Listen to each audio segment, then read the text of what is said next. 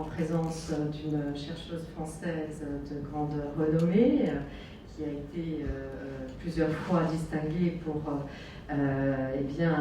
ses résultats, les résultats de ses travaux de recherche qui portent donc dans le domaine de la biologie. C'est une biologiste qui fait l'honneur d'être là, et je voudrais tout de suite avant tout la remercier avant de la présenter d'être présente parmi nous, puisque elle ne répond qu'une fois sur 5 aux invitations à l'étranger, donc merci beaucoup d'être là.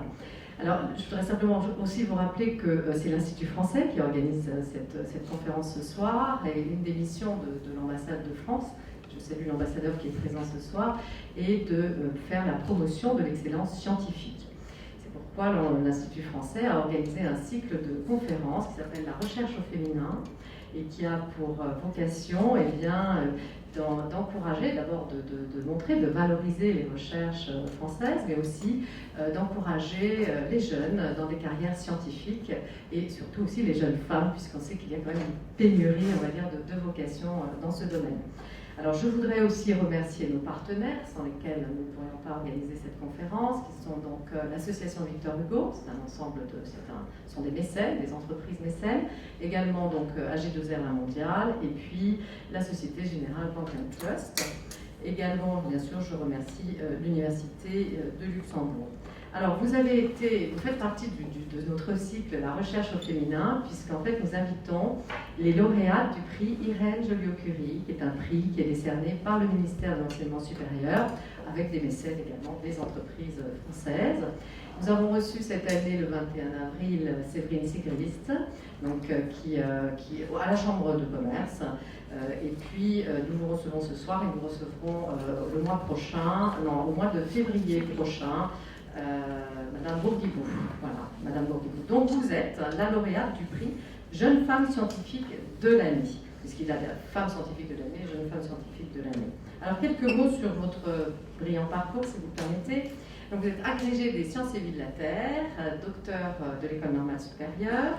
Depuis octobre 2015, vous avez été promue directrice de recherche au CNRS, et vous encadrez une équipe, vous dirigez une équipe à l'Institut Jacono, qui est à Paris. Alors à la suite, depuis 1920, parce que vous m'avez dit à peu près, à la suite de Jules Hoffmann et d'autres chercheurs de grand renom, eh bien, vous étudiez la drosophile, vous voyez, fait bien je me trompe, excusez-moi, donc la drosophile, la mouche des fruits ou mouche des vinaigres, la mouche du vinaigre, dit-on, qui a un corps brun et qui est présente sur toute la surface du globe. Il paraît qu'il existe plus de 400 espèces de drosophiles, et qu'elles se reproduisent en 10 jours. Voilà, c'est peu de données, je ne vous donnerai pas plus de données, mais simplement vous dire que ce qui est très intéressant, c'est que l'étude de la drosophile, c'est l'étude d'une espèce modèle pour la recherche qui est le plus proche de l'homme, en fait, le système génétique le plus proche de l'homme. Je pense que vous développerez et vous direz ça certainement mieux que moi. Donc, vous allez nous démontrer, voilà, si les travaux sur la drosophile, si la drosophile est ou non bénéfique à l'homme, parce que je crois que là aussi, il y a eu des résultats qui donc ont contredit des résultats précédents. Alors, vous êtes également, je voudrais dire, j'ai oublié, médaille de bronze du CNRS, et vos recherches sur les insectes font progresser la connaissance humaine, la science, et la connaissance surtout sur l'évolution des êtres vivants. Voilà, je n'irai pas plus loin, je n'en dévoilerai pas davantage, d'abord je ne suis pas compétente pour ça, et je voudrais simplement vous remercier au nom de l'ambassade, au nom de toute l'équipe, vous remercier d'être là, et aussi je voudrais saluer votre engagement pour la promotion des sciences auprès des jeunes, parce que je tiens à dire que ce matin, vous étiez au lycée de l'Athénée, donc avec un parterre de jeunes élèves très très intéressés, qui avaient été préparés par les professeurs sur la matière, et puis aussi vous êtes venus ici à l'Université de Luxembourg pour une conférence grand public. Merci beaucoup. Au revoir.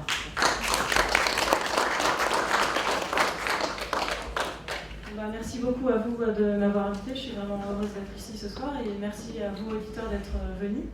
Donc aujourd'hui, je voudrais vous parler de génétique et d'évolution.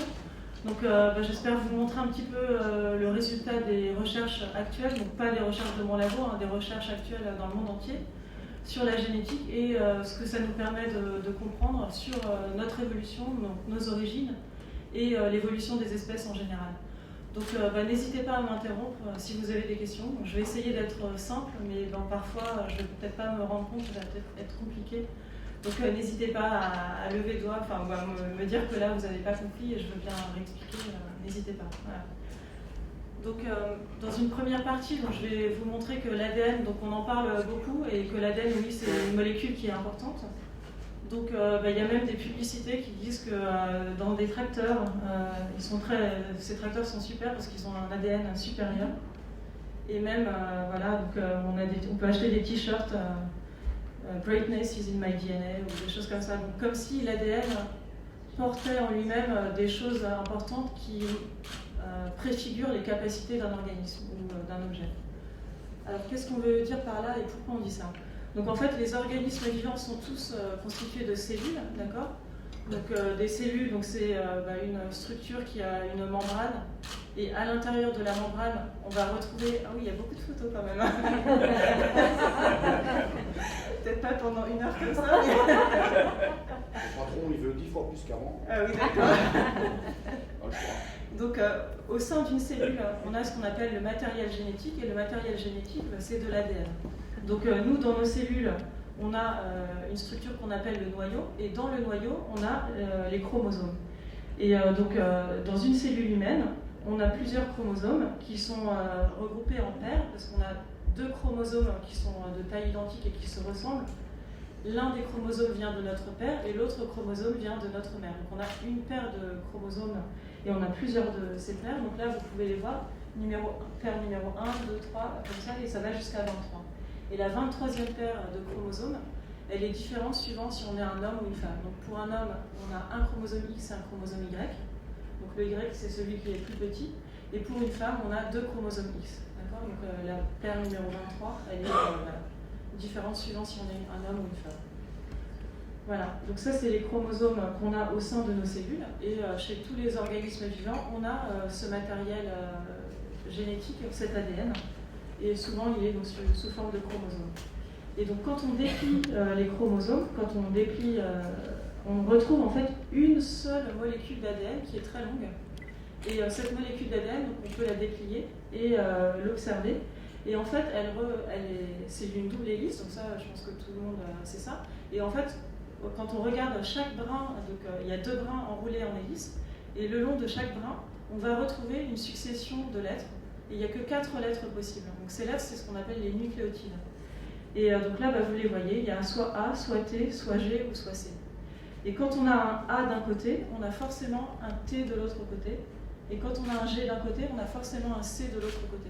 Donc en fait, toute l'information qui est contenue dans cet ADN, on peut l'avoir en regardant un seul des brins d'ADN. L'autre brin, il possède exactement la même information. Sauf que quand on a A d'un côté, on a T de l'autre et inversement. D'accord ? Donc ça, c'est cette molécule d'ADN, l'acide désoxyribonucléique. Alors pourquoi cette molécule est si importante que ça? Alors là, je vous ai montré un exemple. Donc c'est l'exemple de la panthère noire. Donc vous savez, il y a des panthères noires, vous en avez sûrement déjà vu dans des zoos. Et ces panthères noires, elles diffèrent du léopard par en fait un changement d'un seul nucléotide, une seule lettre dans l'ADN. Donc on peut faire des croisements entre des léopards tachetés et des panthères noires. Et quand on les croise ensemble, en fait, la première génération va donner des léopards tachetés. Et après, si on recroise ces léopards tachetés ensemble, dans la génération d'après, on aura un quart de panthères noires et un quart de léopards tachetés. Donc c'est une mutation, on appelle ça une mutation récessive. Et dans les panthères noires, il y a les 2 chromosomes, donc celui qui provient du père et celui qui provient de la mère, ont tous les 2 une mutation, donc un changement de une lettre par rapport à la séquence d'ADN qu'on retrouve dans le léopard taché. Alors comment un changement de une seule lettre dans l'ADN peut créer un changement aussi drastique? D'accord, vous voyez la couleur du corps qui est si différente. En fait, ce changement de nucléotide, il apparaît dans un gène qui s'appelle le gène agouti. Donc ce gène-là, en fait, c'est en gros cette séquence particulière donc il y a une séquence d'ADN dont un nucléotide, donc une lettre a changé, ce qui fait que normalement, cette séquence d'ADN, elle va être importante pour fabriquer une protéine qui est la protéine agouti. Et en fait, dans cette panthère noire, à cause de cette mutation, une seule mutation, la protéine agouti ne va pas être présente. Alors comment ça marche? En fait, cette protéine aboutie, donc c'est ce que vous voyez sur la partie droite, elle agit comme un inhibiteur et du coup elle empêche la synthèse de pigments noirs. Et du coup cette protéine-là, elle va empêcher la synthèse de pigments noirs dans les zones en fait, qui vont être blanches ou oranges. Et par contre, dans la panthère noire, cette protéine elle est absente. Du coup, elle n'arrive pas à empêcher la production de pigments noirs parce qu'elle n'est pas là. Donc, du coup, il y a production de pigments noirs partout à la surface de la peau. Et donc, c'est à cause de ça que ces panthères sont totalement noires. Alors, donc, si on regarde plus dans le détail, donc, je vous ai mis en rouge le changement dans la panthère noire par rapport au léopard. Donc, vous voyez que la séquence, elle est exactement identique, sauf qu'il y a un C qui s'est transformé en A, et du coup un G qui s'est transformé en T chez la panthère noire. Est-ce que vous voyez tous Qu'est-ce qui a provoqué cette transformation? Pardon? Qu'est-ce qui a provoqué cette transformation? Voilà, donc ça c'est une mutation qui est apparue. Voilà. Donc dans des léopards tachetés à un moment donné. D'accord. Donc au début il n'y avait qu'une copie de chromosome, donc il y avait que voilà. Et c'est apparu par hasard en fait. Hein. Voilà. C'est à ce niveau la seule mutation. Oui, oui. Oui, donc c'est incroyable, hein. Une donc seule mutation dans une seule dans... molécule qui crée ce changement aussi important. Voilà. Ouais. Oui. D'où viennent les mutations en fait? On connaît la cause de la mutation? Je vais en parler un petit peu après. Oui. Alors, donc cette mutation-là, donc elle transforme un C en A, et normalement, en fait, cette région du chromosome, donc elle correspond à un gène, en fait, elle va correspondre à de l'information qui est importante pour synthétiser la protéine. Donc là, ici, c'est la protéine aboutie. Donc une protéine, c'est aussi une chaîne, d'accord? C'est une chaîne d'unités qu'on appelle les acides aminés. Il y a 20 acides aminés principaux dans le monde vivant. Il y a 20 types possibles. Et en fait, chaque triplet de lettres correspond à un acide aminé. Donc normalement, l'acide aminé C, d'accord, cystéine, est codé par TGC. Vous voyez, TGC, ça va donner une cystéine. Et le TGC d'avant, ça donne C. Voilà. Et par contre, là, il n'y a plus TGC, il y a TGA à la place. Et là, TGA, c'est un triplet qui veut dire stop, il faut arrêter, c'est la fin de la protéine. Du coup, ça fait une protéine qui est tronquée et qui n'a pas de fonction. Et c'est pour ça qu'il y a, du coup, il n'y a pas en fait, il n'y a même pas de protéine aboutie qui est formée dans les panthères noires. Alors, là, donc, je vous ai mis, donc, en fait, pour un triplet correspond un acide aminé, donc ça, c'est ce qu'on appelle le code génétique. D'accord? Donc, TGA, ça donne le codon stop, et par contre, TGC, vous voyez, c'est juste au-dessus, ça donne une cystéine. Et donc, toutes les possibilités, là, vous avez toutes les possibilités de triplet avec les 4 lettres possibles de l'ADN, et vous voyez qu'à chaque fois, il y a une correspondance entre un triplet et un acide aminé, ou alors le signal de stop qui dit que c'est la terminaison de la protéine. Voilà. Donc ça c'est pour vous montrer sur un exemple qu'une seule mutation dans l'ADN, ça peut vraiment avoir un effet visible très important. Donc on peut se dire que agouti, c'est un gène important pour la couleur du corps, d'accord? Mais en fait ça c'est un peu trop simple, parce que je vous ai montré qu'en fait, pour synthétiser le pigment noir, en fait, il n'y a pas que agouti, il y a plein d'autres gènes qui sont importants dans les cellules. Donc, c'est les autres, par exemple, les autres protéines qui sont représentées ici, bêta-défensine, MC1A, R. Et après, il y a des enzymes, enfin différentes protéines dans les cellules qui vont être importantes pour synthétiser le pigment noir. Donc là, on voit qu'en changeant une position dans un gène, on peut complètement changer la couleur. Mais en fait, cette couleur, elle n'est pas seulement due à ce gène, elle est due à tout un ensemble de choses. Donc la meilleure façon en fait, de représenter l'effet d'un gène sur ce qu'on appelle un phénotype, donc sur quelque chose de visible, un caractère visible d'un organisme, c'est plutôt de raisonner en termes de différence. Donc en fait, on a deux possibilités ici. On a soit la panthère tachetée ou soit la panthère noire. Et pour passer de l'un à l'autre, il suffit d'une mutation, d'accord, de changer une lettre dans l'ADN. Donc on a soit le gène abouti normal, qui est associé à la panthère tachetée, ou soit le gène abouti avec la position stop, et là, du coup, on a une panthère noire. Donc en changeant une position dans l'ADN, on peut changer comme ça un phénotype. Donc souvent, on parle le gène de l'agressivité ou le gène de la couleur des yeux, mais ça, c'est une façon de parler très simpliste. l'agressivité, c'est pas dû à un seul gène, la couleur des yeux, c'est pas dû à un seul gène. Il y a toute une série de gènes qui vont produire différentes protéines, qui sont importantes dans différentes cellules de notre corps, qui vont fabriquer nos organes très complexes. Par contre, en changeant un seul gène, on peut changer complètement un organe. Mais ça ne veut pas dire que c'est seulement ce gène-là qui agit sur la formation de cet organe. Alors, ce qui est important de remarquer ici aussi, c'est que dans toutes les cellules de l'organisme de la panthère noire, il y a cette mutation, d'accord, ce A. Par contre, dans toutes les cellules du léopard, il y a un C, d'accord, dans toutes les cellules. Et donc ça, en fait, ça veut dire que la mutation, en fait, elle était présente dans l'œuf, dans la cellule œuf, et après, elle s'est propagée à toutes les cellules par division des cellules.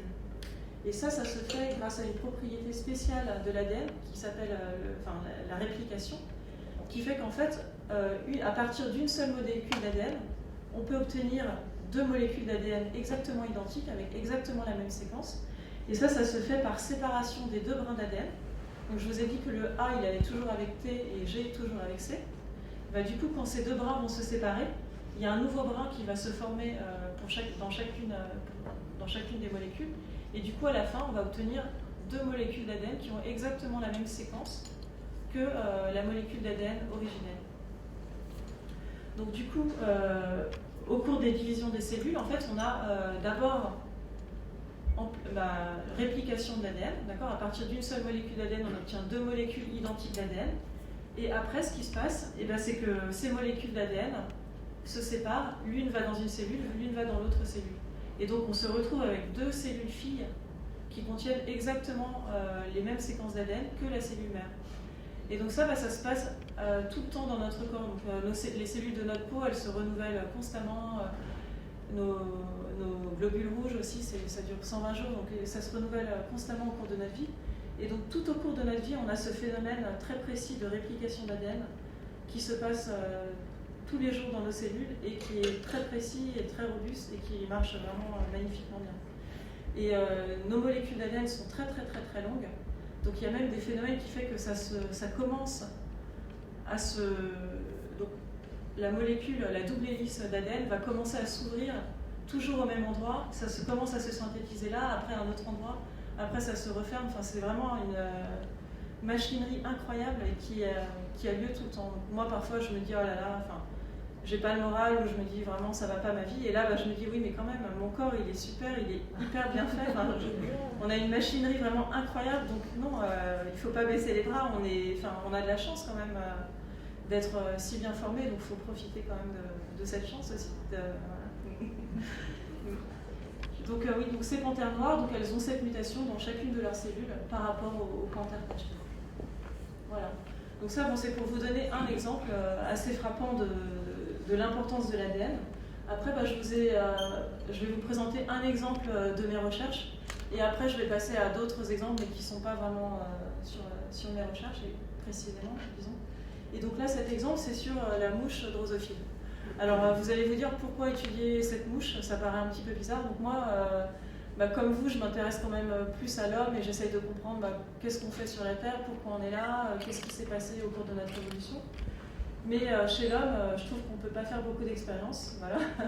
Et du coup, j'aime utiliser la drosophile parce que là, par contre, on peut vraiment faire des expériences. On peut croiser des espèces entre elles, on peut prendre un morceau d'ADN d'une espèce, le mettre dans une autre pour voir l'effet que ça peut avoir. On peut modifier un ADN, on peut faire plein d'expériences différentes et du coup c'est vraiment très utile pour approfondir les mécanismes de l'évolution.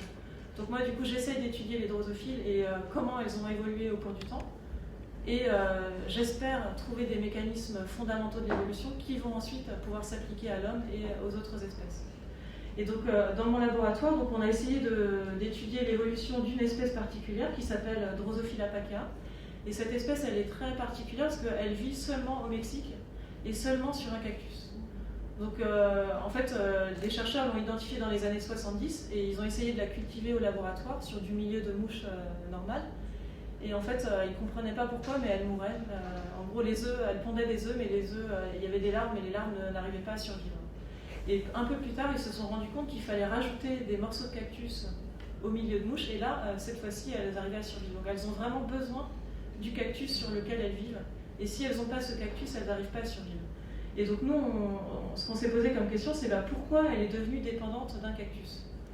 Et nous, l'analogie avec nous, c'est que nous, on est incapable aussi de synthétiser certaines vitamines, donc on est obligé de se fournir en vitamines en mangeant différents produits. Et si on n'a pas de vitamines, on peut mourir. Donc on est aussi, nous, dépendants de notre nourriture. C'est pas aussi visible et aussi frappant que chez cette espèce de drosophile, parce que nous, par contre, on peut utiliser différents types de nourriture pour se fournir en vitamines. Par contre, cette drosophile, elle a besoin en fait d'un composé particulier qu'on retrouve uniquement dans ce cactus et dans aucune autre plante dans le désert dans lequel elle vit. Donc c'est un désert au Mexique, le désert de Sonora. Et en fait, c'est un dérivé du cholestérol qui est présent uniquement dans ce cactus, dans cette région. Et donc, en fait, cette drosophile, elle est devenue dépendante de ce constituant, et donc elle a besoin de vivre sur ce cactus, et si elle n'a pas ce cactus, elle ne survit pas. Et donc, en étudiant cette drosophile, en fait, on s'est rendu compte que cette dépendance, elle était due à plusieurs mutations dans un seul gène. Donc, c'est un gène qui code une enzyme, et cette enzyme, normalement, elle transforme le cholestérol ou le latostérol en un produit qui est en une autre molécule qui va ensuite être transformée pour produire des hormones stéroïdes. Donc les drosophiles, elles sont un peu comme nous quand même, oui, elles produisent des hormones stéroïdes et c'est important pour la reproduction et pour le cycle de développement. Et donc ça, c'est ce que fait cette enzyme dans différentes espèces de mouches. Et nous, ce qu'on a observé, c'est que dans la mouche Drosophila pacea, il y a plusieurs mutations qui sont apparues qui font que l'enzyme, elle n'est plus exactement pareille, elle n'a pas exactement la même séquence en acides aminés. Et cette enzyme-là, en fait, elle fait que les mouches survivent beaucoup mieux sur le latostérol, donc c'est qui est le stérol présent dans le cactus. Et les mouches qui possèdent ce gène particulier de PACA, elles survivent mieux quand elles ont ce gène sur les stérols du cactus que quand elles ont le gène à l'état ancestral. Donc nous, pour faire ça, on a pris des mouches mélanogacères, une autre espèce, on a mis le gène de PACA et là on a vu qu'elles survivaient mieux sur les stérols du cactus. Donc on a vu que c'était des mutations qui en fait favorisent la survie sur le cactus. Et après, on s'est rendu compte qu'en fait ces mutations-là, même si elles favorisent la survie du cactus, donc elles sont quand même bénéfiques, en fait elles ont aussi un effet néfaste, c'est que du coup, l'enzyme elle devient incapable d'utiliser le cholestérol. Donc pour la mouche Drosophila pacea, c'est pas vraiment un problème parce que dans ce cactus sénita, il n'y a pas de cholestérol. Mais nous, dans notre milieu de mouches au laboratoire, et puis en général, les mouches, elles utilisent le cholestérol. Et donc en fait, Drosophila pacea, elle est devenue dépendante du cactus parce qu'en fait, elle a perdu la capacité d'utiliser le cholestérol. Et comme elle ne peut pas synthétiser le cholestérol elle-même, du coup, elle est obligée d'utiliser une autre source de stérol. Et là, elle utilise le latostérol, donc l'autre stérol du cactus. Donc en fait, en étudiant cette mouche, on a pu voir qu'il y avait une enzyme qui avait une double fonction. Enfin, c'est une enzyme qui est capable d'utiliser différents stérols, de modifier différents stérols. Et donc chez Drosophila pacea, il y a eu sélection pour avoir une enzyme qui marche mieux, qui donne des mouches qui survivent mieux sur les stérols du cactus. Mais du coup, en contrepartie, elle a perdu la capacité qu'elle avait avant d'utiliser le cholestérol, ce qui fait qu'elle est devenue dépendante de son cactus, que maintenant elle ne peut plus utiliser les autres plantes qui ont du cholestérol. Donc c'est un exemple qui montre que, au cours de l'évolution, on peut devenir comme ça dépendant d'une molécule et du coup dépendant d'une autre espèce. Ça paraît négatif à long terme, mais en fait ici c'est bénéfique à court terme parce que ça améliore la survie de la mouche sur ce cactus. Donc peut-être que pour nous c'est pareil en fait. Au cours de notre évolution, on a perdu la capacité à synthétiser des vitamines. C'est pas par hasard et par malchance, mais parce que peut-être ça nous a donné un avantage sur autre chose. Donc pour l'instant on ne sait pas trop parce que c'est de l'évolution très ancienne. Donc dans notre cas, pour notre évolution humaine, on ne sait pas très bien. Mais là, ici, donc, dans ce cas-là, on a pu voir qu'au cours de l'évolution, on peut avoir des espèces comme ça qui deviennent dépendantes d'une autre espèce et que cette dépendance peut être sélectionnée par l'évolution. Et là, donc, dans ce cas-là, c'est un cas qui pose quand même question parce que ce cactus sénita, c'est une espèce protégée. Et si elle est amenée à disparaître, on peut imaginer que Drosophila pacea va sûrement disparaître aussi. Donc c'est intéressant de se dire qu'elle va disparaître à cause d'une mutation qui pourtant a été sélectionnée au cours de son évolution. Donc ça montre bien que l'évolution, elle voit à court terme, elle ne voit pas à long terme, en général. Voilà. Donc notre modèle, en fait, pour comprendre l'évolution de cette mouche, en fait, et ce que je ne vous ai pas dit aussi, c'est que ce cactus produit des substances toxiques. Et cette Drosophile pacea, c'est la seule qui est capable de résister aux produits toxiques de ce cactus. Donc ce qu'on pense, c'est qu'au tout début de son évolution, elle a d'abord évolué une résistance, ce qui fait qu'elle s'est mise à vivre sur ce cactus, et c'était bien pour elle parce qu'il n'y avait pas de compétition, il n'y avait pas d'autres espèces de drosophiles qui vivaient sur ce cactus. Et probablement qu'au début, elle vivait sur ce cactus et sur d'autres plantes aussi. Et après, comme elle vivait sur ce cactus, il y a eu des pressions de sélection pour qu'elle améliore sa survie. Du coup, il y a eu des nouvelles mutations qui sont apparues dans ce gène qu'on a identifié, qui font qu'elle s'est mise à survivre mieux, donc elle a une adaptation au cactus Seneca. Et du coup, en contrepartie, elle est devenue incapable de vivre sur d'autres espèces de plantes. Et du coup, maintenant, c'est devenu une mouche qui est dépendante d'un cactus. Voilà. Donc là, c'est pour vous montrer que le fait d'identifier les mutations, ça peut vraiment nous aider à comprendre l'évolution d'une espèce et comprendre comment une dépendance ici métabolique a pu apparaître au cours de l'évolution. Alors sur les mutations, donc c'est pour revenir à la question posée tout à l'heure, donc comment les mutations apparaissent. Donc les mutations, en fait, c'est apparition d'une différence au niveau de la séquence par rapport à l'ADN qu'on avait au départ. Alors ces mutations, elles peuvent apparaître au moment de la réplication. D'accord ? Quand l'ADN se réplique, normalement, je vous ai dit, un A va toujours avec un T et un G va toujours avec un C, mais parfois il y a des erreurs. Donc là, voilà, ça va créer une erreur. Donc au tout début, l'erreur, elle sera que sur un des brins et pas sur l'autre. Mais quand il y aura la réplication d'après, les deux brins vont être avec la même mutation. Et après, il y a aussi des phénomènes radioactifs ou les rayons ultraviolets aussi, qui vont agir sur la molécule d'ADN et qui vont pouvoir aussi modifier les nucléotides, changer leur composition chimique. Et là, donc, on peut aussi avoir des mutations qui apparaissent comme ça. Donc, au sein des cellules, il y a énormément de processus de réparation de l'ADN. Donc en général, les mutations, quand elles apparaissent, elles peuvent être réparées, parce qu'on peut voir quel est le brin, quel est le vieux, le nouveau. Donc énormément de mutations sont réparées, mais il y en a quand même qui apparaissent un peu tout le temps. Donc, voilà. Et donc ces mutations, certaines ne vont pas avoir d'effet, et d'autres, par contre, vont avoir un effet. Donc par exemple, on a vu tout à l'heure avec la panthère noire, un triplet qui normalement correspondait à un acide aminé qui va donner un stop. Donc là, voilà, la protéine s'arrête. Et là, dans le cas du gène du cactus, là c'est un acide aminé qui est transformé en un autre acide aminé. Voilà. Donc ça peut arriver. Puis il y a d'autres types de mutations aussi. On peut aussi avoir des délétions où plusieurs lettres sont retirées. On peut avoir des insertions, donc insertion d'une séquence d'ADN. On peut avoir aussi des translocations, des inversions. Enfin, donc il y a plein de types de mutations différentes qui peuvent apparaître. Et donc nous, dans notre corps, donc les cellules, je vous ai dit, elles se divisent un peu tout le temps. Et donc, au cours de ces divisions, on peut avoir des cellules, des mutations qui apparaissent. Donc ça arrive dans notre corps. Donc notre corps, on imagine qu'on a exactement les mêmes cellules avec exactement les mêmes séquences, mais en fait, il y a quand même des petites erreurs. Donc notre corps, c'est vraiment une mosaïque, voilà, comme est représenté ici. On a des zones de notre corps qui n'ont pas exactement la même séquence que d'autres endroits du corps. Donc ça, on est en train en ce moment de mieux comprendre ce phénomène parce que maintenant, on a des techniques très précises de séquençage de génome où on peut séquencer des cellules uniques.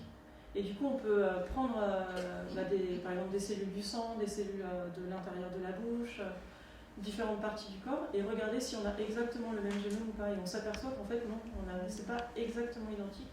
Il y a quelques petites mutations. Voilà, donc là, je vous présente un exemple sur le cancer du sein et la maladie, le gène BRCA1 qui a une mutation de susceptibilité au cancer du sein. Donc dans des femmes qui n'ont pas le gène mutant, donc qui ont l'allèle normal, en fait, il y a quand même 10%, elles ont quand même 10% de chances de développer un cancer du sein au cours de leur vie. Par contre, celles qui ont un allèle mutant, donc une copie mutante de ce gène, elles ont 45% de chances de développer un cancer du sein avant 70 ans. Et quand on regarde les cellules de leur cancer du sein, en fait, leurs cellules, elles ont 2 copies mutantes du gène. Pourtant, quand on séquence les cellules d'autres parties du corps de cette femme, il n'y a qu'une copie. D'accord ? Je vous ai dit, il y a 2 chromosomes, un chromosome qui vient du père, un de la mère. Il n'y en a qu'un des 2 qui a une copie mutante. Mais par contre, dans les cellules du cancer du sein, si jamais cette femme à développer un cancer du sein, les deux copies sont mutantes. Donc ça veut dire que c'est une mutation qui est apparue au cours de la vie de la femme, d'accord, au cours des divisions des cellules de la femme. Et en fait, ce gène, c'est un gène qui empêche les cellules de se diviser. Et quand les deux copies sont mutées, le gène n'est plus actif, la protéine n'est plus présente, et là les cellules se divisent beaucoup plus que normalement. Et c'est comme ça qu'un cancer du sein peut apparaître. Voilà. Et donc dans les femmes qui ont les deux copies normales, elles, vous voyez qu'au cours de leur vie, c'est très peu probable que les deux copies dans une même cellule accumulent une mutation dans le même gène BRCA1. Donc c'est pour ça que c'est peu probable. Par contre, quand la femme elle commence avec déjà une copie mutée, c'est juste la probabilité d'obtenir une mutation en plus sur l'autre copie. Donc là, c'est beaucoup plus probable. Voilà. Et donc dans notre corps, donc, on est vraiment une mosaïque, on appelle ça mosaïque somatique parce que c'est pas nos... Donc on a les tissus somatiques et les tissus germinaux. La lignée germinale, c'est la lignée qui va donner nos gamètes, donc les ovules et les spermatozoïdes. D'accord ? Donc quand on a des mutations dans la lignée germinale, là ça va se transmettre à nos descendants. Enfin ça peut, pas forcément, mais... Par contre, quand on a des mutations dans notre lignée somatique, là, ça ne va pas se transmettre à nos descendants. Mais bon, ça a quand même des effets, comme par exemple le cancer lié au gène BRCA1. Et donc, ces dernières années, donc vous voyez, là, c'est un article publié dans Nature en 2011. Les gens ont séquencé différentes régions du cerveau sur des patients qui étaient décédés. Et ils ont vu que dans le cerveau, on a aussi énormément de variabilité au niveau des séquences d'ADN. Et là, on a plein d'insertions d'ADN qui se sont faites apparemment aléatoirement. Et dans notre cerveau, on a vraiment une mosaïque de cellules, on n'a pas exactement les mêmes cellules. Alors pour l'instant, on ne sait pas très bien si ça a un rôle ou pas. Est-ce que ça c'est impliqué dans le développement ou est-ce que c'est un effet... on ne sait pas très bien. Mais en tout cas, on observe une très grosse variabilité. Et ça pourrait expliquer aussi des vrais jumeaux. Ils ont exactement le même génome au départ, mais finalement, une fois qu'ils sont adultes, ils n'ont pas exactement les mêmes insertions d'ADN, donc ça pourrait expliquer certaines différences de comportement entre des jumeaux ou autres. On ne sait pas trop. Voilà. Et après, donc là, il y a une autre étude que je vous présente à droite, où là, il y a 6 personnes qui ont été analysées, dont 11 organes différents. Et là, ils ont trouvé 73 mutations différentes en regardant ces tissus. Donc il y a vraiment énormément de mutations comme ça qui peuvent apparaître au cours de notre vie. Alors comment on a pu observer toutes ces mutations? Donc, je vous ai dit, on a utilisé on a utilisé des nouvelles méthodes de séquençage de l'ADN. Et ces nouvelles méthodes de séquençage, comme les anciennes en fait, sont basées sur une technique vraiment très importante, qui est une technique d'amplification d'ADN. D'accord? Donc en fait, au départ, on a seulement un petit nombre de molécules d'ADN et on a une technique pour amplifier le nombre de molécules d'ADN. Et c'est une technique qui s'appelle la PCR, pour Polymerase Chain Reaction, donc la réaction en chaîne par polymérase. Et donc au départ, on commence avec, là sur le petit schéma, une seule molécule d'ADN, avec les deux brins qui sont séparés, d'accord ? Et après, on va avoir une enzyme qui va synthétiser le brin complémentaire, d'accord ? L'autre brin qui va donner finalement la séquence correspondante. Et on fait des cycles comme ça de séparation des brins et puis resynthèse. Et du coup, au bout d'une trentaine de cycles, c'est une croissance exponentielle du nombre de molécules, on se retrouve avec un nombre très très important de molécules. Et donc ces cycles-là, donc c'est des cycles de séparation des deux brins de molécules, des deux brins de la molécule ADN, et ensuite synthèse de l'autre brin. Et donc la séparation des deux brins, elle se fait à une certaine température, d'accord, à une température très élevée, et la synthèse, elle se fait avec une enzyme spéciale qui marche à une température un peu plus faible. Mais là, du coup, pour faire ces cycles-là, il y a eu une découverte très importante qui a été effectuée, qui a été la découverte d'une enzyme qui est capable de synthétiser de l'ADN et qui résiste à de très fortes températures.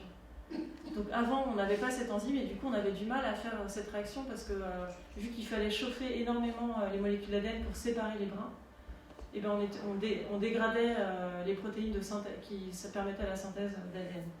Donc cette enzyme, en fait, elle a été retrouvée. Donc elle a été trouvée en 1976. Elle s'appelle la TAC polymérase et elle a été découverte par des chercheurs qui étudiaient une bactérie qui vit dans les sources chaudes. Donc c'est des bactéries qui vivent à Yellowstone, dans les sources chaudes, que des chercheurs ont étudiées. Et en étudiant ces bactéries, ils ont vu qu'elles avaient cette enzyme particulière de synthèse qui permet la synthèse d'ADN. Et donc ça vous montre aussi que c'est important aussi de faire de la recherche fondamentale. Donc on peut se demander pourquoi étudier ces bactéries qui vivent à 50 ou 80 degrés, ça paraît inutile pour comprendre l'homme. Et bien en fait, c'est vraiment une découverte qui a révolutionné la génétique. Parce que grâce à la découverte de cette enzyme, maintenant on peut amplifier des portions d'ADN très facilement. Et si on n'avait pas découvert cette enzyme, on n'en serait vraiment pas là aujourd'hui. Donc c'est vraiment très très important. Et les chercheurs qui étudiaient ces bactéries ne pensaient pas à cette découverte en fait en les étudiant. Ils se demandaient juste comment on peut imaginer la vie à 50 degrés ou avec 80 degrés. Donc c'était vraiment une question de biologie fondamentale, qui se posait par curiosité. Mais finalement, ça valait vraiment le coup de faire ces recherches-là parce que les étudiants, ils ont découvert cette protéine qui maintenant sert pour tous les tests, même tous les tests de génétique qu'on fait actuellement, on utilise cette enzyme. Donc c'est vraiment très très important. Donc c'est pour ça que parfois, il faut aussi accepter que des gens fassent des recherches sur des sujets qui ont l'air vraiment bizarres et pas très intéressants parce qu'on ne sait jamais, on peut trouver vraiment des résultats importants. Alors sur l'homme, qu'est-ce qu'on peut dire comme chiffre? Donc là, c'est un peu brut comme ça, mais bon, pour moi, c'est quand même des chiffres importants. Donc la taille de notre génome, c'est 3 millions de... Ça, 3 puissance 9. C'est ça, 3 milliards, non, 3 milliards, pardon. 3 milliards de lettres, d'accord. Donc ça, c'est pour un seul bras, d'accord. Ouais, c'est ça. Et dans un nouvel individu, donc par exemple chez vous, vous avez environ 50 mutations que n'ont pas vos parents. D'accord. Donc c'est des mutations qui sont apparues dans leur lignée germinale en fait. Donc qui sont apparues dans la formation de leurs gamètes, la formation des ovules ou des spermatozoïdes de vos parents. Donc ça veut dire que chaque individu est quand même unique. Donc on reçoit des chromosomes de nos parents, mais en plus de ça, on a quelques mutations que nos parents n'ont pas dans toutes leurs cellules. Donc chacun de nous est vraiment unique, a une combinaison très très particulière d'ADN. Mais par contre, si on regarde chaque mutation prise individuellement, on a de grandes chances de la retrouver dans un autre individu de l'espèce humaine actuelle, parce qu'on est énormément sur la Terre actuellement. Donc on est vraiment une mosaïque, chaque individu est unique, mais en fait, on est plein de petites unités qui se retrouvent dans d'autres individus. Et donc ce qui est intéressant aussi à savoir, c'est que parmi ces 50 mutations, il y en a environ 20 qui sont apparues dans les chromosomes qui viennent de notre mère, et une trentaine qui viennent des chromosomes de notre père. Et en fait, c'est parce que le processus de formation des spermatozoïdes, ce qu'on appelle la spermatogénèse, ça implique de nombreuses divisions cellulaires, et du coup il y a beaucoup plus de mutations qui vont apparaître. Et ce qui a été observé, c'est que l'âge du père aussi est important. Quand notre père nous a conçus et qu'il était plus âgé qu'un père de quelqu'un d'autre, en général on va avoir plus de mutations dans les chromosomes de notre père que quelqu'un qui a eu dont le père l'a conçu plus jeune.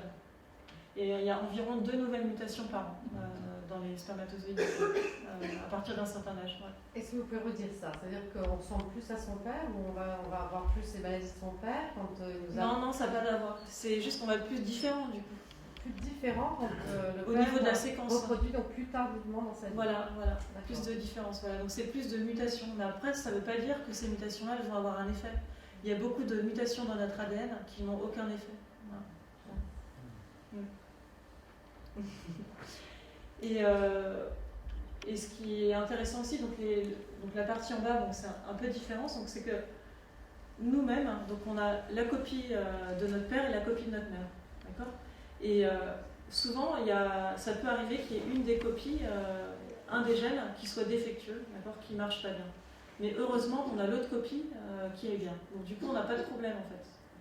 Mais au sein d'un individu en général, ce qu'on s'est aperçu dans les dernières années, c'est qu'on a quand même 20 mutations comme ça, on a quand même 20 gènes défectueux qui, si jamais on avait les 2 copies défectueuses, on n'aurait pas survécu en fait. Donc chacun de nous est porteur en fait de mutations délétères, mais heureusement on a une copie qui est bien, donc en fait pour nous ça va bien. Mais ça veut dire que si on imagine plus tard, je sais pas, aller habiter sur Mars ou autre, si on n'envoie que 5 individus, c'est pas terrible en fait, parce que chacun a 20 mutations délétères. Et si on se reproduit entre nous comme ça en petits groupes, elles vont être à l'état homozygote. Donc en tant que population humaine, on est vraiment un réservoir qui est bien, où on a plein de gènes qui sont très bien. Mais nous, tout seuls, on n'est pas terrible. Donc on est bien en tant que communauté, finalement. Et on a environ 20 mutations qui, à l'état homozygote, si on avait les 2 copies identiques, seraient délétères. Et l'état même. Simplement, les 20, c'est tout au long d'une vie de la même Oui. C'est pas 20 sur 10 ans. Et puis Non. Là, c'est vraiment les mutations qui sont dès l'œuf, en fait, et qui sont dans toutes nos cellules. C'est pas les mutations dont j'ai parlé avant, qui étaient les mutations somatiques. Là, c'est vraiment... Et donc ça, ces mutations-là, nos parents les avaient déjà, en fait. Parce qu'eux aussi, ils en avaient 20, ils nous ont transmis... on en a 10 de notre mère, 10 de notre père. donc, en fait, voilà, ça se... vers les ancêtres. Voilà. Oui. Merci. Oui. Et on dit que les cocytes-mères, ils ont aussi beaucoup de mutations si on est mère attend le plus d'années de concevoir un enfant, non? Puisque ce sont les mêmes ovules. Oui. Depuis la Voilà, donc c'est pour ça que chez la femme, le nombre de mutations ne change pas en fonction de l'âge. D'accord, le nombre de mutations dans l'ovule par rapport à son génome à elle. D'accord. Donc là, c'est les mutations dont je parle là, c'est des mutations qui apparaissent au cours de la production des gamètes. D'accord. Donc qui sont des nouvelles mutations différentes de la séquence de la mère, des cellules. Voilà. Est-ce que ça va à peu près pour... Oui.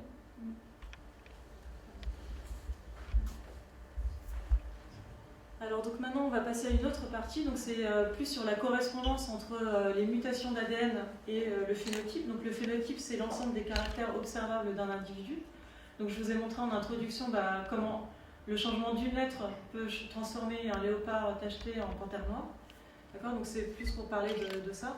Donc c'est cette photo d'un chat siamois, donc c'est pour illustrer le fait que on aime bien dire qu'un gène va avoir un effet sur le phénotype, mais souvent c'est plus compliqué parce que là je vous ai montré avec l'exemple de la panthère noire où là vraiment il y a un effet très fort, mais souvent c'est une combinaison de facteurs génétiques et de facteurs environnementaux. Et pour bien comprendre ça, l'exemple du chat siamois est intéressant. Donc ces chats en fait ils ont une mutation dans un gène d'une enzyme, la tyrosinase, qui est impliquée dans la synthèse de pigments noirs. Et en fait, du coup, cette enzyme, elle ne marche pas bien à haute température. D'accord ? Vous voyez, en fait, les pattes, les régions un peu froides du corps, là, l'enzyme marche bien, du coup, ça fait de la pigmentation noire. Et par contre, dans les zones chaudes, ils sont tout blancs, parce que l'enzyme n'arrive pas à marcher. Et en fait, les chatons, quand ils naissent, ils étaient dans le ventre de la mère, ils sont tout blancs, en fait, parce qu'ils avaient très chaud. Et si on leur chauffe les pattes au cours de leur développement, les pattes vont rester blanches. Donc c'est vraiment un effet de la température, d'accord, combiné à une mutation qui fait que cette enzyme elle marche pas bien à haute température. Et c'est les deux ensemble qui donnent ce patron de blanc et de noir. Et donc là vous voyez bien sur cet exemple qu'on ne peut pas dire quel est l'effet du gène et quel est l'effet de la température. Enfin, les deux agissent ensemble, mais ils agissent à différents niveaux. On ne peut pas dire que c'est 50% la température et puis 50% de gène ou 20% gène et 80% de température. C'est les deux, mais on ne peut pas quantifier. Et en fait, il y a beaucoup de traits humains, c'est la même chose. Souvent, on essaye de dire est-ce que c'est inné ou acquis, mais en fait, souvent, c'est les deux. Parce que ce qu'on fait dans notre vie, c'est l'effet de nos gènes, de notre culture, de notre environnement, de ce qu'on a mangé, de plein de choses. Et c'est jamais une seule cause. Donc parfois, il y a des effets plus forts d'une cause par rapport à une autre, mais souvent, c'est vraiment l'ensemble de ces facteurs et c'est vraiment difficile de les distinguer. Donc c'est l'exemple des chats siamois est bien pour ça. Et moi, ce que j'aime bien aussi, c'est cette image ici, tirée d'un livre de Fox Keller. Donc en général, les gens essayent de séparer la part des gènes et la part de l'environnement. Donc ici, vous voyez ces deux enfants, on essaie de savoir combien d'eau, la proportion d'eau mise par l'enfant G et par l'enfant E. Mais en fait, c'est beaucoup plus compliqué que ça pour un être vivant. Et c'est comme s'il y avait la fille, par exemple, qui tient le tuyau d'arrosage et qui le met ou qui ne le met pas dans le seau, et le garçon qui ouvre plus ou moins le robinet. D'accord ? Donc c'est plutôt comme ça. Et du coup, on ne peut pas vraiment dire quelle est la proportion d'IEAG et la proportion due à E. C'est les deux. Les deux agissent à deux niveaux différents, du coup on ne peut pas comparer les deux niveaux. Et donc, voilà, donc on ne peut pas vraiment séparer les causes génétiques et les causes environnementales. Et donc là, on peut imaginer que pour un caractère observable, on a plein de causes différentes. Donc on a les causes dues à des gènes, dues à l'environnement des cellules, les forces mécaniques, par exemple la gravité, les bactéries symbiotiques qui vivent dans notre corps, des molécules externes, par exemple la quantité d'oxygène ou des choses comme ça, ou la température, voilà, la gravité. Donc tous ces paramètres sont importants et pour décider de nos caractères, d'accord ? Mais après, on ne peut pas vraiment quantifier la part des gènes et la part des autres choses en général. Alors là, cet autre exemple, je vais peut-être pas. Donc il faut que je finisse dans 5 minutes en fait. C'est ça à peu près pour nous. Ouais, donc je vais peut-être passer vite. Donc cet exemple, en fait, c'est juste un exemple d'une fleur pélorique. Vous voyez, elle n'a pas du tout la même forme que la fleur sauvage. Et là, les chercheurs ont pu voir que c'était lié à une région d'ADN particulière. Mais en fait, en comparant la séquence d'ADN des deux fleurs, il n'y avait pas de différence. Et en fait, ce qu'ils ont pu remarquer, c'est qu'il y a une différence de méthylation d'ADN. Donc c'est un groupement CH3, d'accord, carbone et 2 hydrogènes, sur la molécule d'ADN. Donc par contre, le nucléotide, c'est le même. Et juste cette différence-là crée un changement comme ça, observable, si différent. Donc là, ce n'est pas une mutation de la séquence de l'ADN, mais c'est une mutation au niveau de la chimie plutôt de l'ADN. Et donc ça, c'est ce qu'on appelle une épimutation. C'est de l'épigénétique. Donc ça, vous avez peut-être entendu parler. Donc c'est un caractère, en fait, c'est quelque chose qui se transmet à la génération suivante, mais qui n'est pas lié à la séquence des lettres de l'ADN, d'accord, la séquence des nucléotides. Donc là, ça se transmet parce qu'en fait, c'est une modification chimique de l'ADN qui se transmet quand même. Donc on ne connaît pas encore très bien les mécanismes de transmission de ces modifications chimiques. Certaines ne se transmettent pas, d'autres se transmettent. Et celle-ci, apparemment, elle se transmet. Et donc, du coup, on a comme ça des caractères qui sont héritables, d'accord, qu'on peut recevoir du fait des parents, mais qui ne sont pas liés à la séquence précise de l'ADN. Donc le phénotype, donc je vous ai dit, oui, donc c'est des facteurs génétiques, des facteurs environnementaux et l'interaction des gènes et de l'environnement, d'accord, qu'on ne peut pas forcément séparer. Donc par exemple, la couleur de la peau, on a des facteurs génétiques qui déterminent notre couleur de notre peau, mais il y a aussi des facteurs environnementaux, l'exposition au soleil, ce qu'on a mangé, notre âge, enfin il y a plein de facteurs, si on s'est mis de la crème, voilà, vous pouvez imaginer, il y a plein de facteurs importants, il n'y a pas que la génétique. Voilà. Après, donc, il y a des interactions entre les gènes et l'environnement. Donc tout ça, ça peut paraître très compliqué, mais nous, au laboratoire, on est obligé de décomposer les paramètres. On ne peut pas voir un paramètre en continu, donc on fait 2 cas possibles. On raisonne toujours en termes de différence. Donc, par exemple, un gène qui a une forme, un gène qui a une autre forme, à une température ou à une autre température. Voilà. Et après, on fait toutes les possibilités, mais on peut pas. On est obligé toujours de raisonner en termes de différence et de faire toutes ces différentes possibilités. Donc là, on peut regarder que peut-être le graphique du haut. Donc là, c'est des nématodes, donc c'est des petits vers qui sont aussi très étudiés au laboratoire. Et quand on les élève dans notre atmosphère, donc à 21% d'oxygène, la souche de laboratoire, donc c'est la partie rose. Les vers, c'est très pratique, ils sont tous séparés dans une boîte de pétri, donc on peut vraiment les prélever, c'est très pratique. Et en fait, les gens se sont rendus compte récemment que quand ils prenaient des nématodes dans la nature et qu'ils les mettaient dans des boîtes de pétri, voilà, ils ne comprenaient pas, ils restaient toujours en agrégat tous ensemble, c'était vraiment pas pratique en fait. Et en fait, ils se sont rendus compte que c'était une mutation qui était apparue au laboratoire dans les souches. Donc au début, les souches, elles étaient pas pratiques pour les chercheurs, regroupées en agrégats, et puis un jour... finalement, le chercheur, sans faire attention, il en a pris un qui était un peu tout seul. En fait, c'en était un qui était mutant et qui préférait vivre un peu séparé des autres. D'accord ? Et finalement, c'est très pratique au laboratoire de les avoir un peu séparés. Et maintenant, c'est la souche de laboratoire qui est très utilisée. D'accord ? Et en fait, cette différence entre vivre en agrégat ou vivre séparé, on l'observe dans notre atmosphère à 21% d'oxygène, mais par contre, si on met ces nématodes à 10% d'oxygène, là cette fois-ci ils vont être tous séparés. D'accord ? Donc là, on voit bien que l'effet de la mutation, il change en fonction de l'environnement. Voilà, donc ça je vais passer. Ça oui, je peux.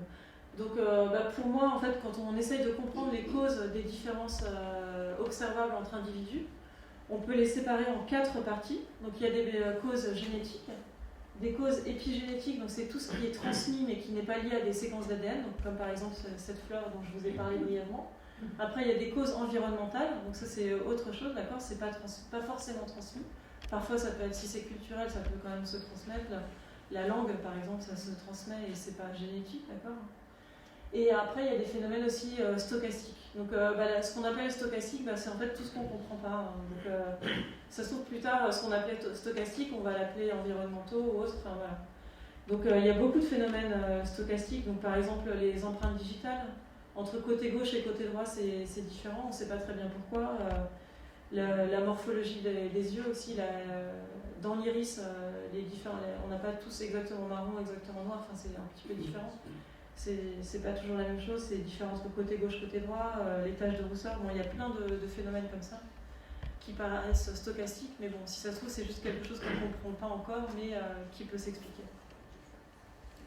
Et puis il y a aussi un autre phénomène très important qu'on découvre ces dernières années, c'est l'importance des bactéries qui vivent dans nos intestins ou dans d'autres parties de notre corps ou même à la surface de notre peau.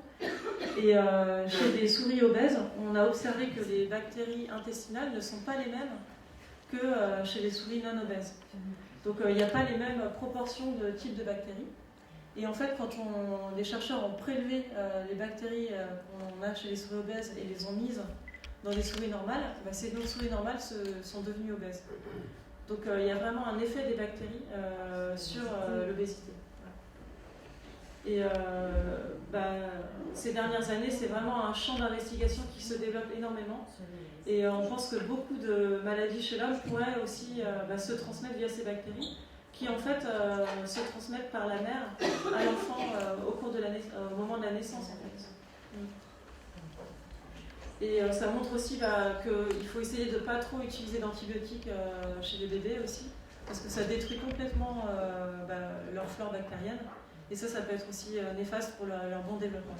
Donc chez la souris, si on retire complètement les bactéries au cours du développement, on peut faire ça au laboratoire, et la vascularisation du tube digestif ne se fait pas normalement.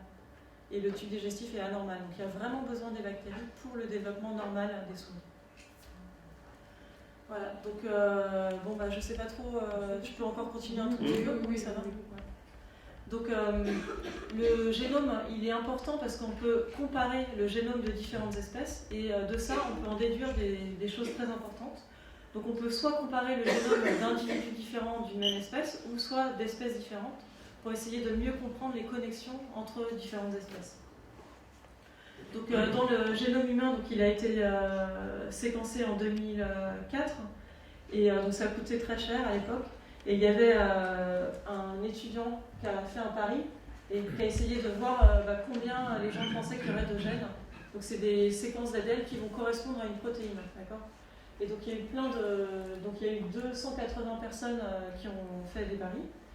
Et en moyenne, les gens ont parié qu'il y avait 60 000 gènes. Et finalement, le pari le plus bas, c'était 25 000 gènes. Et je ne sais pas si vous savez combien il y a de gènes finalement dans le génome humain. Mais en fait, il y en a 20 000. Donc même celui qui avait parié le plus petit nombre, il avait tort, il y en a encore moins que ce qu'on croyait. Donc en fait, on n'a pas tant de gènes que ça dans notre génome. Et on en a moins que le raisin, par exemple, ou le blé. Donc le raisin, c'est 30 000 et le blé, c'est 94 000. Donc notre complexité, elle n'est pas due à notre nombre de gènes, elle est due... si on pense qu'on est plus complexe, c'est pas à cause du nombre de gènes, c'est quelque chose d'autre. Ou alors peut-être qu'on n'est pas plus complexe, c'est juste que nous, on est sensible à notre complexité, et c'est normal, mais peut-être qu'une drosophile, elle se sent encore plus complexe parce qu'elle est sensible à d'autres choses. Voilà. Bon, ça je pense que je vais passer parce que j'ai pas trop de temps. Ça aussi. Et donc, en fait, en comparant les séquences d'ADN des populations humaines et aussi des morceaux de fragments de Néandertal qu'on a pu retrouver ou d'autres hommes préhistoriques, on peut essayer de reconstituer l'histoire des migrations à l'échelle de notre planète. Donc ce qu'on observe, c'est qu'en Afrique, c'est là qu'on observe le plus de variations des séquences d'ADN. C'est là où il y a vraiment énormément de séquences différentes. Par contre, en Europe, les séquences d'ADN qu'on observe, c'est une sous-population de celles qui sont observées en Afrique.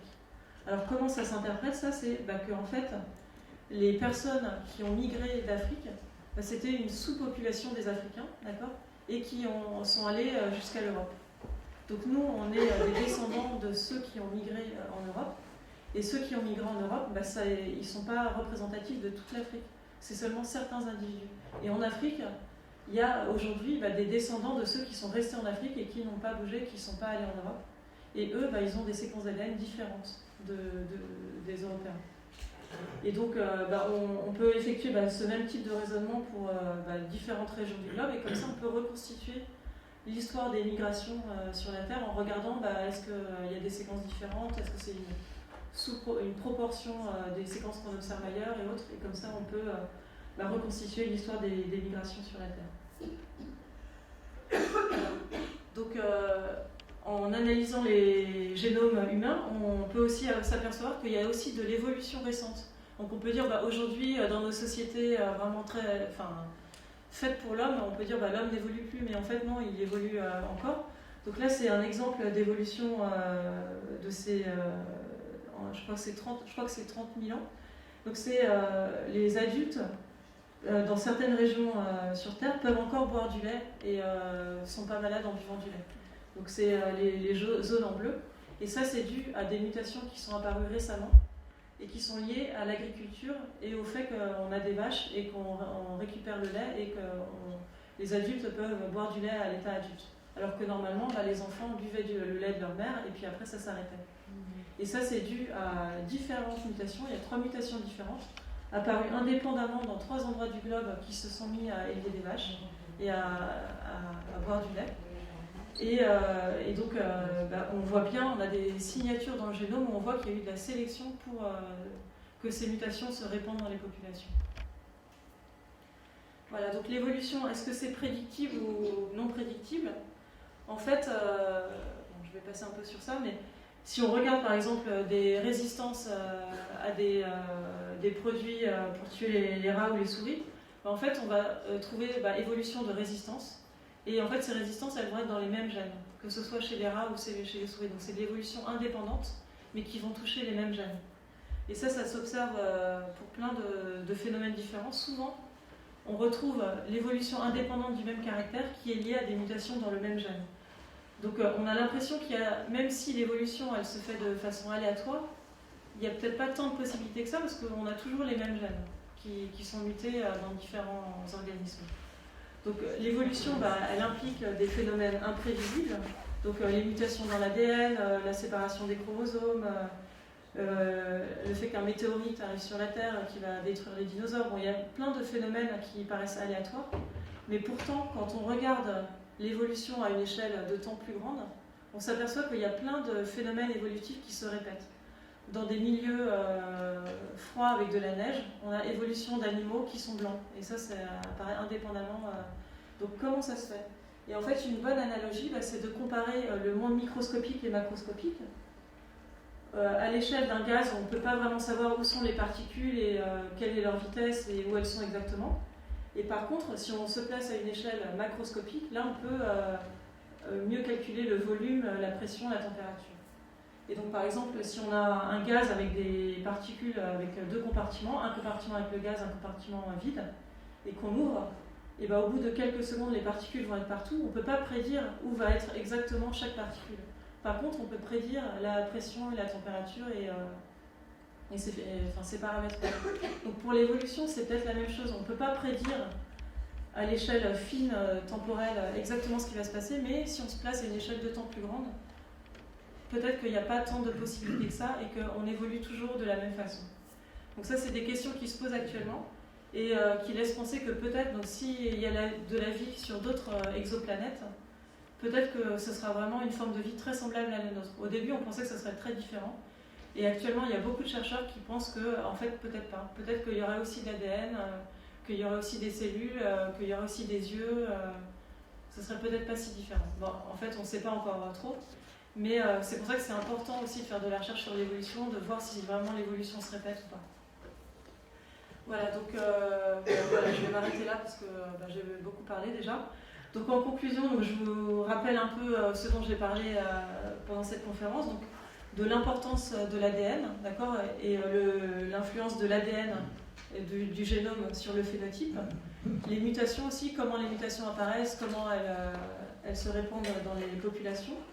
Ensuite, en comparant les génomes, on peut mieux comprendre les migrations humaines et aussi d'autres processus.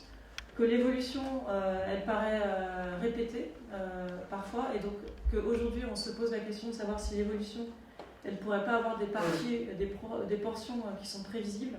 Elle n'est peut-être pas aussi imprévisible que ce qu'on imaginait précédemment.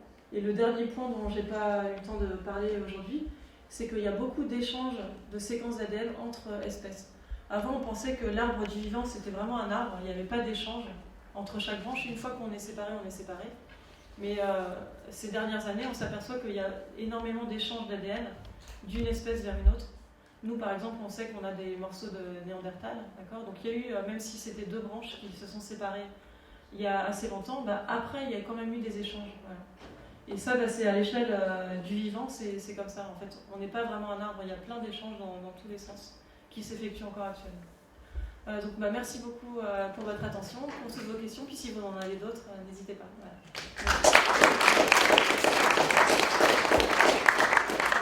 J'ai une précision justement. Oui. Le Néandertal et le Sapiens étaient bien deux espèces différentes. Oui. Mais la partie du génome du Sapiens qui provient du Néandertal, nous l'aurions acquise, cette partie, par une reproduction. Pas par reproduction, par contact. Ce que vous venez de dire à la fin. Non, mais c'est par reproduction en fait. Ah, quand même. Oui, c'est par reproduction. Donc en fait, on les appelle des espèces différentes. Mais elles n'étaient pas interfécondes. En fait, si. Donc voilà, donc en fait, c'est que c'était des espèces en cours de spéciation, mais la spéciation n'était pas encore complète. Parce qu'il y a quand même eu des échanges de matériel génétique par reproduction. Ouais. Donc en fait, le concept d'espèce, vous avez raison, normalement c'est deux populations qui ne peuvent pas se reproduire. Et ça, c'est vrai, c'est la définition classique de l'espèce. Mais en fait, en biologie, il y a toujours des exceptions. Voilà. Et le phénomène de spéciation, c'est un phénomène continu. Donc à un moment, c'est vrai que les espèces vont devenir complètement distinctes et ne vont plus pouvoir se reproduire. Mais en fait, Néandertal pouvait toujours un peu, finalement. Ouais. Donc ça, c'est ce qu'on a pu découvrir récemment grâce aux séquences d'ADN. Avant, on ne savait pas, on ne pensait pas qu'il pouvait se reproduire avec notre lignée. Est-ce que les mutations des gènes affectent le système immunitaire? Est-ce que ça peut transformer justement la réaction, la réaction de la personne et son système immunitaire? Je pense aux allergies, par exemple, qu'on peut avoir à 40 ans, qu'on n'a pas plus tôt. Oui, donc le système immunitaire, en fait, il utilise énormément les mutations, en fait. Nos cellules du système immunitaire, elles ont des mécanismes très spéciaux pour muter, en fait, tout le temps. Donc c'est des cellules qui mutent énormément dans des séquences particulières qui codent les anticorps, qui vont reconnaître justement les régions, les molécules à éliminer, entre guillemets. Et donc les anticorps, ils sont codés par des gènes qui n'arrêtent pas de muter. Et après, il y a des processus de sélection qui font que ça va sélectionner les bonnes mutations, donc les mutations qui donnent les anticorps qui vont bien marcher. Donc le système immunitaire utilise énormément ce processus de mutation. Je suis impressionné par votre rapport. Après, vous comptez sur le Est-ce qu'on peut cloner l'homme? En fait, oui, il y a des Coréens qui ont essayé de faire un peu des expériences, mais après, ça s'est complètement arrêté. Je veux dire, la communauté scientifique a trouvé qu'il ne fallait vraiment pas le faire. Voilà. Je veux dire qu'ils faisaient des expériences sur le chien, de clonage de chiens, ou des embryons humains. Donc toute cette recherche, elle est arrêtée, elle est interdite. Mais il n'y a pas... on ne sait pas, ça se trouve, ça pourrait marcher, donc c'est dangereux, c'est vraiment dangereux. Donc actuellement, on fait d'énormes progrès. En plus, récemment, on a découvert des nouvelles méthodes où on peut fabriquer des petites séquences d'ADN qui vont se répliquer très facilement. Donc ça devient assez dangereux quand même, je dirais. Et donc je pense que c'est vraiment important que le public essaye de comprendre un petit peu quand même la génétique pour essayer de voir est-ce qu'on veut vraiment manipuler autant que ça le monde vivant ou pas. Et c'est quand même une question vraiment qui se pose. Et moi, même en tant que biologiste, je n'ai pas été vraiment formée à ça et je n'ai pas eu de cours d'éthique ou autre. Et je trouve que ça manque et que ce serait vraiment important. Je pense que maintenant, les élèves qui vont en université de biologie ont certains cours d'éthique, mais je trouve qu'il n'y en a pas encore assez et que... Est-ce qu'on n'est pas entraîné par la morale? Ben, ça dépend des scientifiques. Il y a certains scientifiques qui ont tellement d'enthousiasme de voir qu'ils ont un tel pouvoir et de fabriquer des objets aussi complexes. Et, c'est vrai que c'est fascinant, donc on peut vite se laisser transporter aussi par toutes les possibilités. Donc c'est difficile.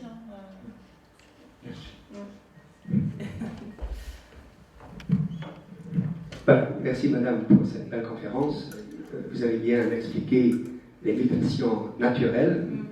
Il faudra maintenant vous inviter à parler un peu des mutations artificielles provoquées par les fameux OGM, les organismes génétiquement modifiés. Alors j'ai deux questions, une très précise. Si on pense maintenant à ce fameux maïs OGM, il y a une certaine inquiétude que si on mange ce maïs génétiquement modifié, on deviendrait malade. Est-ce qu'à votre avis, c'est le cas? Parce que, en tant que chimiste, j'ai toujours, on produit une protéine, la protéine est dégradée dans notre intestin, donc normalement, il n'y a pas de danger. Je voudrais avoir votre avis en tant que généticienne. Et la deuxième question, plus générale, il y a dernièrement une nouvelle découverte d'insertion de gènes très spécifiques. Et donc ça ouvre maintenant le champ, en effet, de modifications génétiques très spécifiques, notamment en vue de guérir des maladies, soi-disant plutôt monogénétiques. Qu'est-ce que vous en pensez? Les maladies, pardon? Monogénétiques. Donc, des maladies donc monogénétiques. Oui, voilà, ouais. Donc pour la première question sur les OGM, oui, donc surtout en France, c'est surtout la question qui intéressait les gens. Est-ce que vraiment, quand on les mange, on peut avoir des problèmes vu qu'on est très intéressé par la nourriture? Je pense que le risque est vraiment très très faible. Mais par contre, il y a beaucoup de problèmes liés aux OGM qui sont plus des problèmes commerciaux en fait. Plus sur la commercialisation des OGM, le fait qu'un agriculteur qui n'a pas acheté de semences OGM mais qui en a quand même dans son champ, il va pouvoir aller en justice parce qu'il a quand même eu des OGM. Donc, voilà, il y a vraiment d'énormes problèmes qui sont plus des questions d'ordre économique, je dirais, posées par les OGM. Mais du point de vue de ce qu'on mange, je pense que ça va. Mais bon, c'est important de faire des recherches dessus quand même pour être sûr. Voilà. Et sinon, pour la deuxième question sur les modifications des séquences d'ADN, donc c'est vrai qu'aujourd'hui, on peut utiliser des sortes de virus ou autres qui vont permettre de modifier les séquences d'ADN d'humains. Donc par exemple, ça a été fait, je pense pas chez l'homme, mais en tout cas chez les chimpanzés pour modifier leur vision. Donc rajouter en fait ceux qui étaient daltoniens, on leur remet le pigment qui leur manquait. Et on s'est aperçu qu'au bout de quelques mois, ils voyaient cette nouvelle couleur qu'avant ils n'arrivaient pas à voir. Donc ça peut vraiment marcher. Et donc là, ils avaient fait vraiment attention de le faire que dans l'œil. Et c'est des mutations qui ne vont pas aller ailleurs.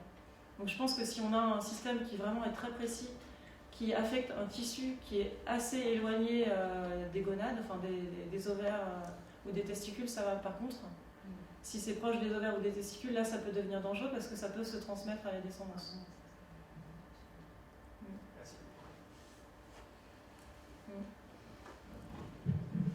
Merci encore pour la conférence. Simplement une petite question.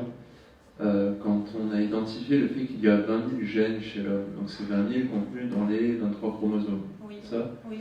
Donc, et chaque gène va servir à définir chaque action, chaque fonction spécifique de certaines cellules de notre corps. Oui, exactement. Donc du coup, j'ai quand même une interrogation par rapport aux 94 000 gènes qu'il y a dans un blé. Oui. Comme ça, à première vue, j'ai l'impression qu'il y a quand même beaucoup moins de fonctions qui sont réalisées par un grain de blé. Et combien il y a de chromosomes, et voilà, ça me perturbe un peu. Oui. En fait, le nombre de chromosomes, il n'est pas lié au nombre de gènes. Il y a même des espèces dont le nombre de chromosomes change suivant des espèces, c'est des plantes qui vivent dans l'eau. Suivant s'il y a beaucoup de courant ou pas beaucoup de courant, le nombre de chromosomes change. Donc, parce que les chromosomes peuvent être tout petits ou très grands, il n'y a pas de... Et sur le blé, en fait, c'est que il y a plusieurs chromosomes qui se ressemblent énormément, avec plus ou moins les mêmes gènes, mais pas exactement identiques. Donc en gros, nous aussi, on a beaucoup de gènes qui sont différents, mais qui se ressemblent énormément. Et chez le blé, c'est ce phénomène-là. Donc c'est des familles de gènes en fait, qui sont très représentées. Mais après, actuellement, je pense qu'on ne sait pas très bien. Est-ce que ces 94 000 gènes, ils sont utiles ou pas chez le blé ou pas Le principe de l'ADN poubelle, c'est ça? Non, c'est pas des... Non, parce que c'est vraiment des vraies protéines. Non. Donc là, c'est... Oui, ça reste un peu mystérieux, je dirais encore. Ouais. Mais bon, aussi, ce que je pourrais quand même ajouter, c'est que le blé ou les plantes en général, elles ont une énorme plasticité. En fonction de la température, du climat ou autre, elles vont vraiment pas développer la même physiologie. Ou si elles sont, y a un pathogène qui vient sur elles vont pas. Donc il y a énormément de choses qu'on ne voit pas en fait, mais qui peuvent être vraiment très importantes et qui vont changer en fonction du climat. Et chaque espèce de plante, elle a une potentialité très importante en fait. Et du coup, certains gènes on pourra être utilisés dans un environnement, d'autres dans un autre, et du coup, on peut imaginer qu'en fait, il y en a beaucoup qui sont quand même très utiles. Oui. Est-ce que vous voyez une possibilité d'améliorer l'espèce humaine par manipulation génétique? Vous ne trouvez pas qu'on est déjà très bien comme ça? Arrête de voir. Non, d'éliminer par exemple tous ceux qui ont tendance à devenir agressifs, violents, tout ça. Oui, je veux dire, il y a eu cette période d'eugénisme. Oui, voilà. Aujourd'hui, les gens vraiment sont très refroidis suite à ça. Moi, je pense qu'on accumule des connaissances ou autres, mais on ne connaît pas tout, donc on n'a pas assez de connaissances pour faire quelque chose, je pense. Voilà, et puis il faut plutôt se dire que les gènes, c'est une part de nous, d'accord ? Mais ça nous ouvre aussi plein de potentialités, ça ne nous restreint pas en fait. Ça nous ouvre plein de possibilités, et c'est après à nous, avec notre matériel génétique qu'on a, de faire le mieux qu'on peut, mais on a plein de possibilités, donc je pense qu'il ne faut pas trop se focaliser sur l'ADN non plus. Voilà, on peut évoluer ou changer ou améliorer notre vie sans changer notre ADN. Merci. Marina. Je voudrais savoir si un traumatisme sévère chez un être humain peut induire une mutation d'ADN de façon à ce que ses descendants, dû à cette mutation, géreraient différemment des traumatismes similaires. Oui, donc ça c'est une bonne question. Donc il y a beaucoup de personnes qui s'intéressent un peu à cette question. Et pour l'instant, on ne sait pas trop, mais ce ne serait pas des mutations dans la séquence d'ADN, mais plutôt ce qu'on appelle de l'épigénétique, donc des modifications chimiques de l'ADN. Donc chez l'homme, on ne sait pas trop, mais il y a des expériences chez la souris où normalement la maman souris, elle va lécher ses petits, et c'est important pour le développement des petits.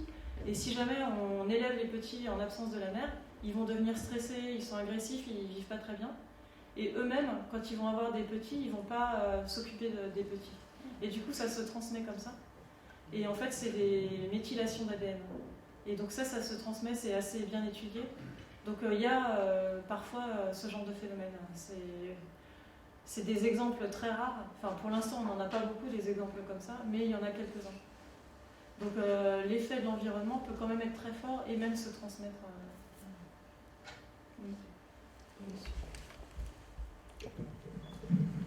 L'ADN joue un gros rôle aujourd'hui en criminologie. Oui. Pour la reconnaissance d'un criminel, à quel degré ou quel critère peut-on dire aujourd'hui c'est le type, on a identifié le type? Oui, donc, en fait actuellement on peut identifier des gens sur la base de leur ADN si on a déjà fait un prélèvement sur ces gens-là avant. Si on veut exactement identifier une personne précisément, d'accord ? Par contre, on peut, à partir de la séquence d'ADN, on peut savoir la couleur de la peau, la couleur des yeux, la couleur des cheveux. On peut avoir une bonne estimation de ça. Voilà, mais par contre, on ne peut pas identifier. Enfin, si on veut identifier précisément une personne, il faut que d'abord on ait des banques d'ADN de gens. Sinon, on ne peut pas. Mais on peut quand même trouver connaître beaucoup de choses sur une personne à partir de son ADN. Et voilà, il y a même des études très très récentes qui montrent que si on a du sang, on peut même estimer l'âge de la personne. Il y a même des criminels qui ont été convaincus après 30 ou 40 ans maintenant, sur des traces qui étaient restées conservées. Oui, bah, l'ADN, c'est une molécule très stable, donc il se conserve très très bien.